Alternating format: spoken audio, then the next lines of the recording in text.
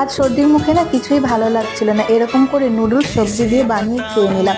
একদম গরম গরম নুডলস, দেখুন কি সুন্দর ধোঁয়া উঠছে। আর খেতে এত ভালো হয়েছিল না, আপনাদের সাথে না শেয়ার করে পারলাম না। মাঝে মাঝে ভালো না লাগলে লাঞ্চ বা ব্রেকফাস্টে কিন্তু এরকম নুডলস বানিয়ে খেয়ে নেওয়া যেতেই পারে।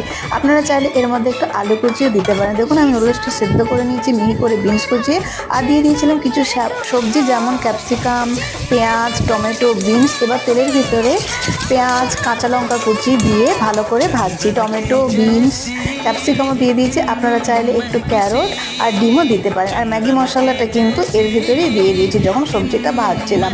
বেশ ঝাল ঝাল হলে মুখের স্বাদও ফিরে। আর আমি নুডলসটা কিন্তু জল সমেতই দিয়ে দিলাম, কারণ আমি এই রকমই গরম গরম ঠিক স্যুপ টাইপের নুডলসটা বানিয়ে খাবো, মানে একটু ঝোল ঝোল নুডলস হবে। দেখুন এত সুন্দর হয়েছে, আর খেয়ে যে সর্দির মুখে এত ভালো লেগেছিলো কি বলবো। ভালো লাগলে একটু সাবস্ক্রাইব করে দেবেন প্লিজ।